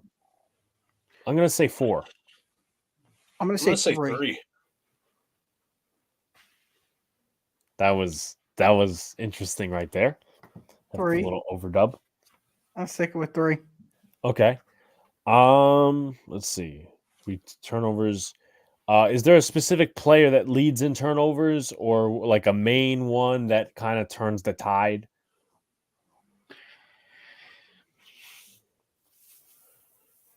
I'm gonna say, give me a Justin Reed interception. I think Fred Warner forces a fumble. Okay. And it's going to be a fumble recovery that puts him in really good field position Luca? and gives him a go-ahead touchdown or something. I think Mike Dana forces a fumble. Okay. Creative pick at that. Of course, this is being idiotic. Okay.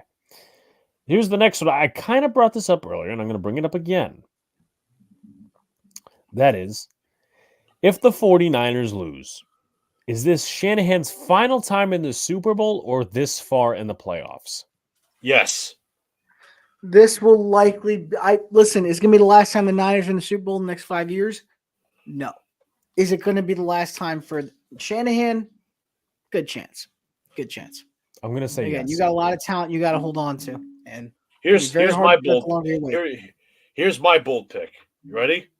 Oh no. Shanahan loses the Super Bowl this year. Next year, the Niners lose in the first round, and then they hire Bill Belichick. That's an interesting theory. That is doesn't mean his theories aren't batshit crazy. No offense. No offense. I don't think Luka takes any. Oh no. And then score prediction over under 47.5. Score prediction for the game and over under. I definitely think this is going to take the over, and I'm going to say the Chiefs win this game. Let's go 30-26. 31-21. I think Wasn't that the score of the last Super Bowl they played in? I'm kidding.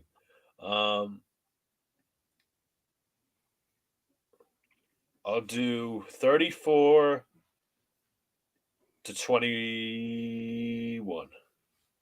Okay. Because I picked the Chiefs to win, and not because I want them to win, but because I need the Niners to win. And the only way this happens is if I pick the opposite. I gotta say the Chiefs win this. Then it's a high score, and I don't know if it's gonna be a high score and affair. I'm gonna say it's gonna be like 28 to 24. Okay. Which would be over, I believe. I believe that would be Which over. would stretch the over, and that's the over as of right now. Okay. Yeah. So that's that, and I think we could finish up with a mock draft. So. Whoa. There's the bubble. I see it right there. I told you. There's the bubble. I told you. I ain't seen shit. I see it. There is a dislike bubble. Look, man, Lucas, somebody doesn't like you. They really don't like you. I didn't do this. I don't know how. Somebody did that to you. It came up on your screen like this. I don't I don't know how that's got to be a Twitter thing. It might be a Twitter thing. Could be a Twitter thing. Could be a fucking YouTube thing. Who knows? All right. Because you do have viewers on here, so I don't know. All right. So let's do one quick mock because all of our teams are in the offseason, basically. And we were just at the Senior Bowl, so we do have some advanced scouting. So I picked the Giants, the Bucks, and obviously the Jets. So we're gonna do full. We're gonna do full that way. All right. All right. Let's start up. All right, so I'm not taking any trades. No, and no. All right, I'm pulling up my team's depth chart right now, so I make sure I know who's on the depth chart and what the availability is going to look like. So I'm going to take Jaden Daniels over Drake May. I'm not doing any trade backs either. You took a quarterback? Not even 2 picks? No. You took a quarterback? I took a quarterback, yeah. What the hell? What do you mean? After I just told you that stuff in the airport today? That doesn't influence my decision. That could be, Brian, that could honestly be a smokescreen. It's not definite. You think it could be a smokescreen? Yeah. Nobody's giving out their draft strategy This is Luca's favorite dream right here. Yeah. Joe Alt. Well, who's your pick, Luca? I didn't hear you. Joe Alt. Okay. Joe Alt it is. I heard Drake May. Yeah, I heard Drake May too. All right. Tampa Bay Bucks. Okay, let's see what we're at. I'm looking through my free agents and stuff to see what I'm missing at. All right. I think I know what we need. Okay. All right. Let's go down a little bit. Okay. Set it actually to this. I'm going to actually set it to these things. Set it to receiver. Here's receiver. Interior O-line. Here's interior O-line. How in the world did he fall that far? And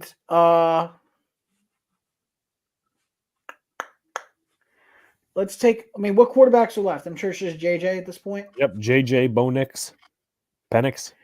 I could wait on those guys. I don't really care for them. And then let's look at edge.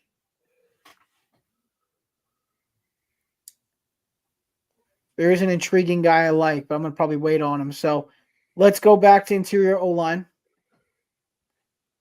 And I'm going to take, because I'm smart, give me Jackson Powers Johnson. Okay. Replacement for Ryan Jensen. That's our replacement. We need a center. Will Caleb do an Eli? No.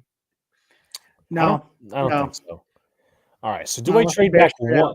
This Washington clearly wants a quarterback. Do I trade back for all these picks, or do I not? You only go down 1 pick, actually. No, I know. Do I trade it? Do I do it for the reality, or do I do it just for? I would take it. I would totally take it. Again, you're working off whatever this database shit is. They traded up for Jeremiah Trotter. What? So that's their loss. Okay. So now you pick your quarterback. This is your choices. We have I would love to go Ladd here, but we need a outside guy. He can technically work multi-role, but the thing is, he is a smaller dude. He's about 6 foot. Give me a Donnie Mitchell, and we're up now. And I'm gonna go ahead. I could take Braswell. Very good value pick. Don't you dare! Oops, you bitch. Tampa Bay is up. All right, great. So now I'm screwed. We're not trading this pick. All right. In this safety game, I think we're all right. We're probably gonna get Winfield back. Let's check receiver again. Receiver. All right. I took my interior lineman. I'm good there. What's the edge look like now that he took my guy? I'm not going to reach yet on the guy I want. So what I'm going to do, let's take a look at linebacker. Devin White replacement.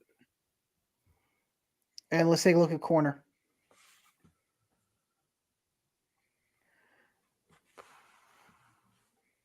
I mean, from where we're at, do I really think we need a corner right now? At this spot?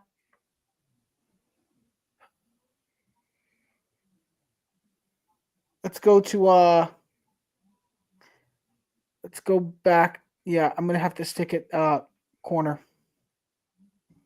We're gonna go with this. I hate doing this pick. Give me Josh Newton. Okay. All right, the Giants are up. No. And no. And no. And no. And no. And no. Okay. DJ James I happen to like because He's pretty good. Saints show could do a lot of different things. I also Max actually Melton? I could get interior O-line with the next pick, so I'm gonna draft someone who I scouted, DJ James. Nah. I want to trade back a zillion times. All right.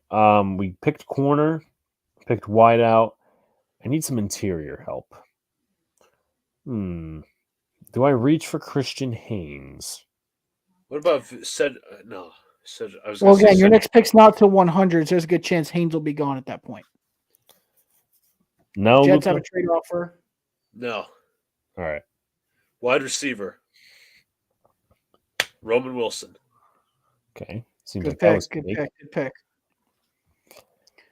When does Tampa pick again? Here Right we go. 89.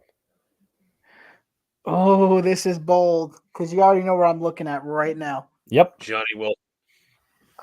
My problem with when I was watching at the Senior Bowl is he could totally be our next Mike Evans if he leaves. But the problem is with Johnny is he's not fluid when he runs. He's not a fluid runner, and that comes with his height. 6'7" dude is the player who should really be a tight end. But he can really beat anybody in a contested situation. He's not the fastest dude, not the best runner. Wilson has a good upside. But let me take a look at edge. Edge. Right there. Adisa Isaac right there.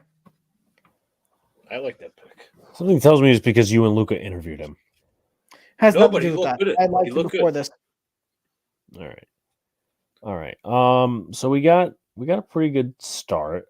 Defensive line. I think that's what I want to look towards. Michael Hall Jr. I'm gonna. I mean, you have a great value pick right there. I'm torn between these two because Fisk looked really good at the Senior Bowl, and I like Orhorhoro, who wasn't there. Colorado. But row. Give me Brady Fisk. And the Giants are up again, and I'm not taking any trades. Okay. Okay, so I have a lot of these guys we saw. A lot of these guys are Senior Bowl guys we saw firsthand. Do I take Johnny Wilson? Do you need a You big can take him if you want. You know what? Help. I don't know because I feel like Sainristil, he could play a little safety. Check the other receivers you got. Check what other receivers there are. Anybody else there? McMillan, McCaffrey, who had a Well, pretty you're good at 107. You don't want to reach for a guy. Remember that. Yeah. I think I'm gonna do Sainristil. I might regret it, but it is what it is. So grab another corner. That's fine. All right, Luca, your Jets. Let's look at the safety market. Safety market. Tyke Smith was solid. He was solid. Tyke Smith. Great pick. Jets again. See what interior offensive line looks like. We need depth. Puny's versatile. I'll take him. Didn't even think Not twice. a bad pick. Where's Tampa Bay? There we are. Nope. Hello. Here we go. Nope. Nope. Nope. Nope. That was kind of intriguing, but no. So, if we need a Ryan, you wanted linebacker Peyton Wilson. He's literally sitting right there, right in my hands. Tap linebacker anyway. I want to see what it looks like in full. Cedric Gray's also a good pick. Yeah, it is here's the thing, though. When I watching this firsthand, Wilson was pretty good, but Gray was a great tackler. He was getting in there, plugging up those gaps, and that's something Tampa really prides themselves on, is a good tackler. And all I want to avoid is just getting another Devin White, which is a guy who can be a run stopper, hit the gaps well, gets the quarterback, take down the ball carrier, but can't cover. So, from what it looked like, Wilson could cover. So, give me Peyton Wilson. Peyton Wilson, okay. All right. See When's our next pick? The Giants. Nope. Okay.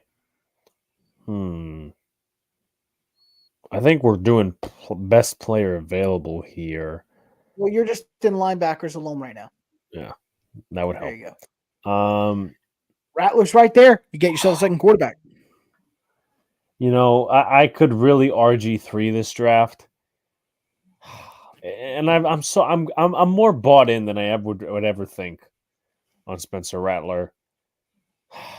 Oh my God, you're gonna take him, aren't you? No way he does it. No shot. No shot. I need interior. I want tackle help. So let's see. Rosengarten, We saw that. He was half and half. Glaze can where am play I? tackle. Cohen was pretty good. Cohen could play tackle. I hate passing up on Spencer Rattler. All right. So But you picked a Rosengarten, I'm not a quarterback. You fan picked of. Jaden Daniels. You're done. Again, I could have RG3'd. Where's Tampa's picks, bro? Yeah, realistically, we would have probably traded. All right. Javian Cohen. I'll need a I told you running, my opinion on Malik Mustafa. I told you my opinion on him. running back. Right. He's solid. Is my guy Or do Edwards you wait? there? Do you wait for Kamani Vidal? I'm gonna reach on Well, Edwards, Kamani's- telling you my draft strategy right now. Let me get a pure safety in Malik Mustafa. Malik Mustafa. Now, here's the thing I should have warned you about with him, like when I scouted him. Pure athlete, the fastest safety in his draft, ran a 4.3 unofficial 40 time. That guy explodes. His coverage is the problem, and he's got to work on his recovery steps. He gets beat over the top. He should have the speed to recover, but he hasn't been able to apply it properly during his time at Wake Forest. Giants can get that straightened Dejan out. Edwards, they could kiss my ass. All right, Luca, you're up. You get your Joe Milton pick. Fuck it. Go on. Go to quarterback. Go to quarterback. Rattler's gone, baby. Rattler's gone. Jordan Travis. Bold. That's a bold pick, especially coming off injury. Hey, listen, he's gonna be Bold sitting pick. regardless. So All right, Tampa Bay. Mustafa's on the lighter side. Okay. Actually, before I make this decision, let me just look this up. I'll confirm Malik Mustafa's weight right now for you. I can't remember exactly what I put it down as. Somebody asked about it. I cannot remember what I put. Someone did a 3 So round. again, he's also a junior, so he's a younger guy. Yeah. He's 207 and 5'11. Armin says someone did a Solid weight. 3-round Jets mock. They had Neighbors, McCarthy, and Cooper Beebe. All right. I Now don't I'm going to want- take a look here. We don't need tackle. Can't sell me a little fake story on tackle there. Yeah, we're good at the tackle position. They both did really well this year. Wide receivers, though, let's take a look at that. Let's see if there's anything late I could steal. Javon I already Baker. see my guy. I see my guy, Javon Baker. Let's make him a Tampa Bay Buccaneer. All right. Next one, I think, could be the Jets. I could be wrong. Might be the Bucks on the way out, though. Yeah, we do have. I know we have one more. One more. Or two. Two, really. Yep. I could partially see it on the screen. I only see one. All right. Oh, we're up. Okay. Marcus Harris isn't a bad run defender. No, he's not. What's the running backs look like? Monty Bailey looked good. He did. Would you say he's more of a speedster or power runner? He is. I mean, you saw him cutting it up. He looked like more of like he looked more balanced, but not in the strength category. He probably won't be there at our next pick. So what are you thinking? Give me Monty Bailey. All right, Monty Bailey it is. And then we got 2 Jets and a Buck.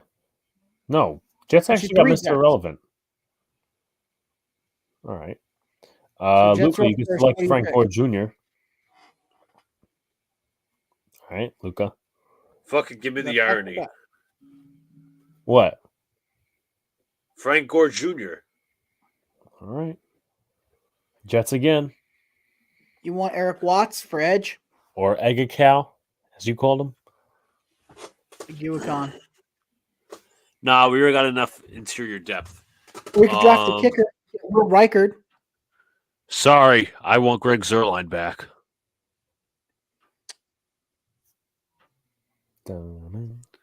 Wide receiver. See what we got. I don't think we'll get anything like decent, but You got Jaquan Jackson right there. Are you kidding me? sure, I'll take that. Bucks. We're up. Best pick. Okay, this is the final pick.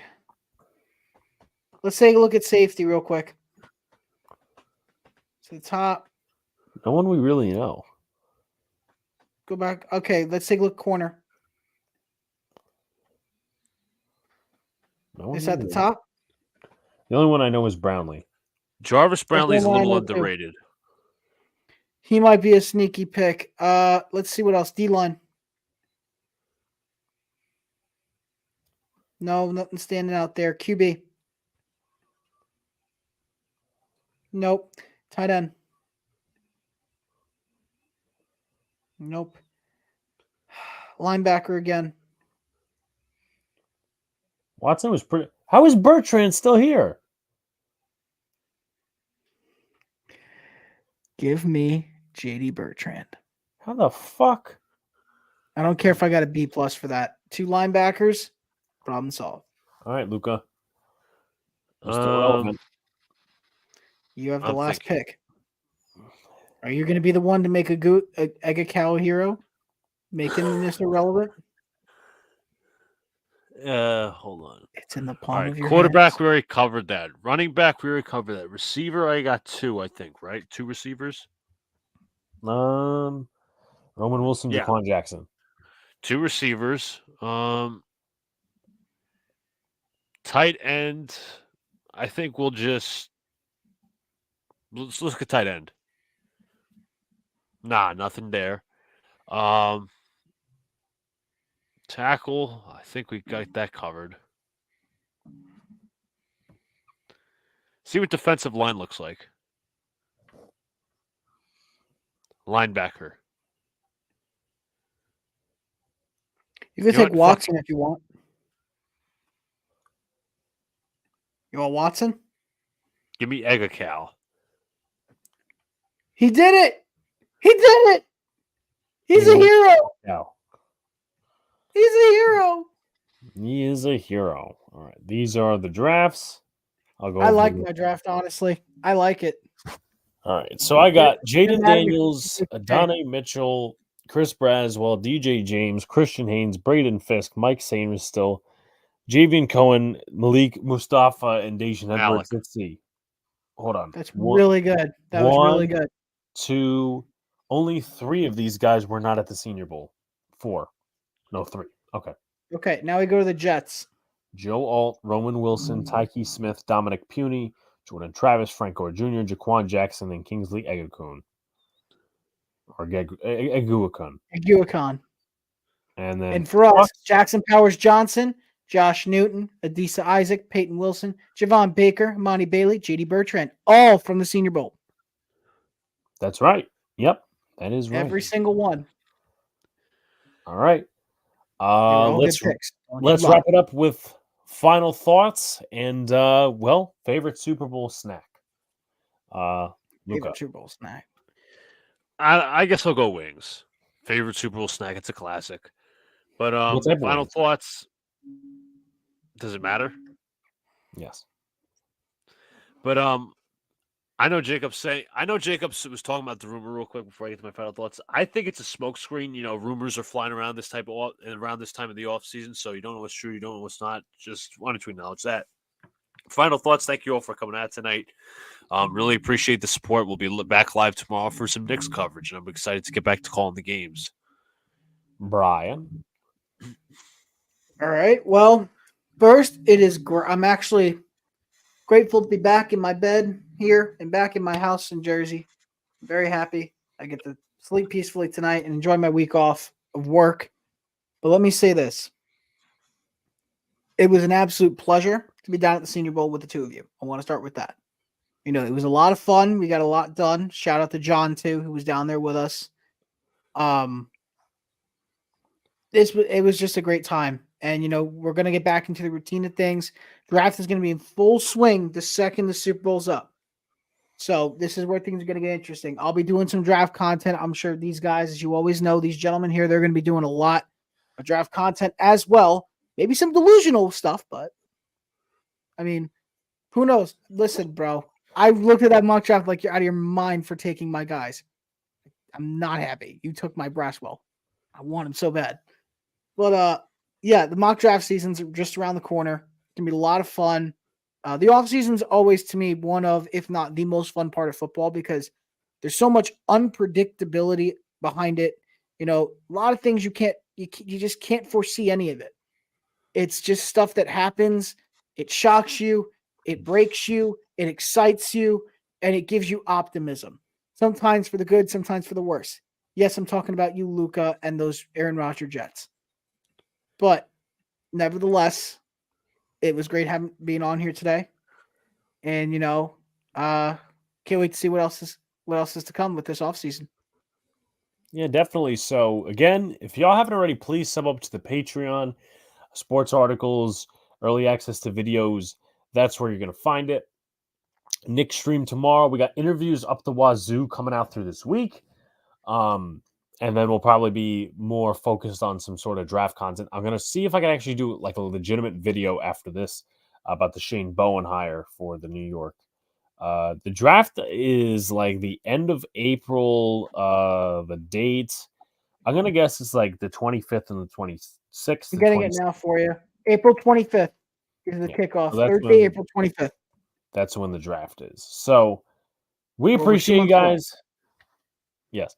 We appreciate you guys. Like, comment, subscribe, do all the good stuff. Turn on post notifications so you know when a live stream pops or a video drops. Appreciate y'all coming back. We'll be back tomorrow with more Knicks content. And, of course, the Senior Bowl interviews. Appreciate you guys. Talk to you soon.